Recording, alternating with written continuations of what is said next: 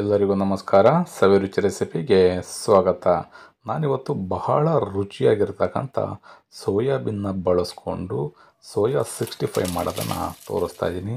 ನೀವು ನಾನ್ ವೆಜ್ನ ಏನು ತಿಂದಿರ್ತೀರ ಅದೇ ರುಚಿನಲ್ಲಿ ವೆಜ್ ರೆಸಿಪಿ ನಿಮಗೆ ಮನೆಯಲ್ಲಿ ರೆಡಿ ಆಗುತ್ತೆ. ತುಂಬ ರುಚಿಯಾಗಿರುತ್ತೆ. ಬನ್ನಿ ಇದಕ್ಕೆ ಏನೇನು ಪದಾರ್ಥಗಳು ಬೇಕು, ಯಾವ ರೀತಿಯಲ್ಲಿ ಮಾಡೋದು ಅಂತ ನೋಡ್ಕೊಳ್ಳೋಣ. ಸೋಯಾ 65ನ ಮಾಡಲಿಕ್ಕೆ ನಾನಿಲ್ಲಿ ಒಂದು 150 ಗ್ರಾಮಷ್ಟು ಸೋಯಾಬೀನ್ನ ತೊಗೊಂಡಿದ್ದೀನಿ. ಮೊದಲಿಗೆ ನಾವು ಇದನ್ನು ಚೆನ್ನಾಗಿ ಬೇಯಿಸ್ಕೋಬೇಕು. ನನಗೆ ಒಂದು ಸ್ಟವ್ ಮೇಲ್ಗಡೆ ಒಂದು ಅರ್ಧ ಲೀಟ್ರನ್ನ ನೀರನ್ನು ಕಾಯಲಿಕ್ಕೆ ಇಟ್ಟಿದ್ದೆ. ಚೆನ್ನಾಗಿ ಬಿಸಿಯಾಗಿ ಕುದಿ ಬಂದ ಮೇಲೆ ನಾವು ಈ ಸೋಯಾಬೀನನ್ನು ಸೇರಿಸ್ಕೊಂಡು ಒಂದು 4-5 ನಿಮಿಷಗಳ ಕಾಲ ಚೆನ್ನಾಗಿ ಬೇಯಿಸ್ಕೋಬೇಕು. ಈ ರೀತಿ ಚೆನ್ನಾಗಿ ಬೇಯಿಸಿದ್ಮೇಲೆ ಅದು ಚೆನ್ನಾಗಿ ಅರಳಿ ಸ್ಮೂತ್ ಆಗುತ್ತೆ, ಮೃದು ಆಗುತ್ತೆ. ಅಲ್ಲಿವರೆಗೂ ಕೂಡ ಚೆನ್ನಾಗಿ ನಾವು ಫ್ರೈ ಮಾಡ್ಕೋಬೇಕು. ನೋಡಿ, ಈ ರೀತಿ 4-5 ನಿಮಿಷ ಆದಮೇಲೆ ಕಂಪ್ಲೀಟಾಗಿ ಸ್ಟವನ್ನು ಆಫ್ ಮಾಡಿ ಮತ್ತೆ ತಣ್ಣೀರಿನಲ್ಲಿ ನಾವು ಒಂದು 2-3 ಬಾರಿ ನೀಟಾಗಿ ತೊಳಿಬೇಕಾಗತ್ತೆ. ಏಕೆಂದರೆ ಇದರಲ್ಲಿ ಸ್ವಲ್ಪ ಪೌಡ್ರ್ ಇರುತ್ತೆ, ಹಾಗಾಗಿ ಆ ಪೌಡ್ರೆಲ್ಲ ನೀಟಾಗಿ ಕ್ಲೀನ್ ಆಗಬೇಕು. ನೋಡಿ, ಈ ರೀತಿ ಮೃದು ಆದಮೇಲೆ ಇದಕ್ಕೆ ತಣ್ಣೀರನ್ನು ಬೆರೆಸ್ಕೊಂಡು ಒಂದು 2-3 ಬಾರಿ ಚೆನ್ನಾಗಿ ತೊಳಿಬೇಕಾಗತ್ತೆ. ಅದಾದಮೇಲೆ ಇದರಲ್ಲಿರ್ತಕ್ಕಂಥ ನೀರನ್ನು ಸ್ವಲ್ಪ ಹಿಂಡಿ ತೆಗೆದು ಸಪ್ರೇಟಾಗಿ ಒಂದು ಬೌಲ್ಗೆ ಸೇರಿಸ್ಕೋಬೇಕು. ನೋಡಿ, ಈ ರೀತಿಯಲ್ಲಿ ಕಂಪ್ಲೀಟಾಗಿ ಆ ನೀರು ಇರಬಾರ್ದು. ಆ ರೀತಿಯಲ್ಲಿ ನೀರನ್ನ ಹಿಂಡ್ಬಿಟ್ಟು ಸಪ್ರೇಟಾಗಿ ಒಂದು ಬೌಲ್ಗೆ ಸೇರಿಸ್ಕೊಳ್ತಾ ಇದ್ದೀನಿ. ಈಗ ಇದಕ್ಕೆ ಮಸಾಲ ಪದಾರ್ಥಗಳನ್ನ ಸೇರಿಸ್ಕೊಳ್ಳೋಣ. ನಾನಿಲ್ಲಿ 2 ಟೀ ಸ್ಪೂನಷ್ಟು ಅಚ್ಕಾರದ ಪುಡಿ, ಮೆಣಸು ಪುಡಿನ ಸೇರಿಸ್ಕೊಳ್ತೀನಿ. ಅರ್ಧ ಟೀ ಸ್ಪೂನಷ್ಟು ಕಾಳು ಮೆಣಸಿನ ಪುಡಿ, ಅರ್ಧ ಟೀ ಸ್ಪೂನಷ್ಟು ಗರಂ ಮಸಾಲ, 1/4 ಟೀ ಸ್ಪೂನಷ್ಟು ಅರಿಶಿಣದ ಪುಡಿ, 2 ಟೀ ಸ್ಪೂನಷ್ಟು ಕಾರ್ನ್ಫ್ಲೋರ್ ಜೋಳದ ಹಿಟ್ಟನ್ನು ಸೇರಿಸ್ಕೊಳ್ತಾ ಇದ್ದೀನಿ.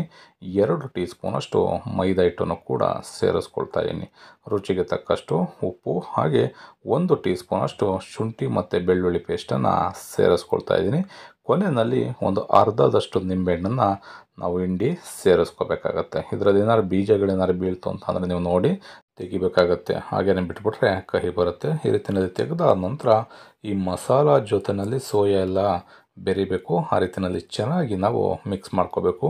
ಇದಕ್ಕೆ ಯಾವುದೇ ಕಾರಣಕ್ಕೂ ನೀರನ್ನು ಬೆರೆಸೋದಕ್ಕೆ ಹೋಗ್ಬಾರ್ದು. ಏಕೆಂದರೆ ಸೋಯಾ ನಾವು ಏನೇ ಹಿಂಡಿದ್ರೂ ಕೂಡ ಅದರಲ್ಲಿ ಸ್ವಲ್ಪ ನೀರು ಇದ್ದೇ ಇರುತ್ತೆ. ಹಾಗಾಗಿ ಅದರಲ್ಲಿರ್ತಕ್ಕಂಥ ನೀರನ್ನೇ ಬಳಸ್ಕೊಂಡು ಚೆನ್ನಾಗಿ ರೀತಿ ಮಿಕ್ಸ್ ಮಾಡ್ಕೊಳ್ಳಿ. ಅದಾದ ನಂತರ ಒಂದು 10 ನಿಮಿಷ ಮ್ಯಾರಿನೇಟ್ ಆಗಲಿಕ್ಕೆ ಬಿಟ್ಬಿಟ್ಟು ಎಣ್ಣೆಗೆ ಸೇರಿಸ್ಕೊಂಡು ಒಂದು 4-5 ನಿಮಿಷಗಳ ಕಾಲ ಮೀಡಿಯಮ್ ಊರಿನಲ್ಲಿ ಬೇಯಿಸ್ಕೋಬೇಕಾಗತ್ತೆ. ನೋಡಿ, ಈ ರೀತಿಯಲ್ಲಿ ಎಣ್ಣೆನ ನಾವು ಚೆನ್ನಾಗಿ ಬಿಸಿ ಮಾಡ್ಕೋಬೇಕು. ಚೆನ್ನಾಗಿ ಬಿಸಿ ಆದಮೇಲೆ ಸೋಯಾನ ಸೇರಿಸಬೇಕಾದ್ರೆ ಉರಿನ ಆದಷ್ಟು ಮೀಡಿಯಮ್ ಉರಿಗೆ ತಿರುಗಿಸ್ಕೊಂಡು ಒಂದು 4-5 ನಿಮಿಷಗಳ ಕಾಲ ಈ ರೀತಿ ಚೆನ್ನಾಗಿ ಎರಡೂ ಬದಿನಲ್ಲಿ ತಿರುಗಿಸಿ ನಾವು ಸೋಯಾನ ಬೇಯಿಸ್ಕೋಬೇಕಾಗತ್ತೆ. ತುಂಬ ಜಾಸ್ತಿನೂ ಬೇಯಿಸ್ಬಿಟ್ರೆ ನಿಮಗೆ ನಾರು ಥರ ಗಟ್ಟಿ ಆಗಿಬಿಡುತ್ತೆ. ತುಂಬ ಮೃದುವಾಗೂ ಇರಬಾರ್ದು, ತುಂಬ ಜಾಸ್ತಿನೂ ಕೂಡ ಬೇಯಿಸೋದಕ್ಕೆ ಹೋಗಬಾರ್ದು.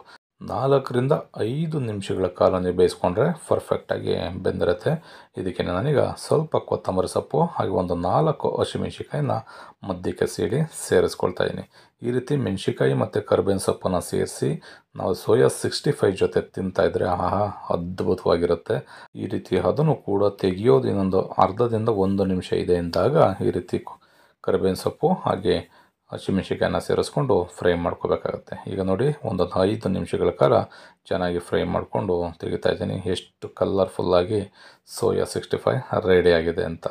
ಈ ರೆಸಿಪಿ ನಿಮಗೆ ಇಷ್ಟ ಆಯಿತು ಅಂತ ಅಂದ್ಕೊಳ್ತೀನಿ. ಇಷ್ಟ ಆಗಿದ್ದರೆ ಆದಷ್ಟು ಜನಕ್ಕೆ ಶೇರ್ ಮಾಡಿ. ಇನ್ನೂ ಹೊಸದಾಗಿ ನಮ್ಮ ಚಾನಲ್ನ ನೋಡ್ತಾ ಇರ್ತಕ್ಕಂಥವ್ರು ಸಬ್ಸ್ಕ್ರೈಬ್ ಮಾಡ್ಕೊಂಡಿಲ್ಲ ಅಂತಂದರೆ ಸಬ್ಸ್ಕ್ರೈಬ್ ಮಾಡ್ಕೊಳ್ಳಿ. ಪಕ್ಕದಲ್ಲಿ ಇರ್ತಕ್ಕಂಥ ಬೆಲ್ ಬಟನ್ನ ಪ್ರೆಸ್ ಮಾಡಿ. ಮರಿದೇನೆ ಈ ರೆಸಿಪಿನ ನೀವು ಕೂಡ ಒಂದು ಸಲ ಟ್ರೈ ಮಾಡಿ ಹೇಗಿತ್ತು ಅಂತ ಕಮೆಂಟ್ ಮಾಡಿ. Thank you.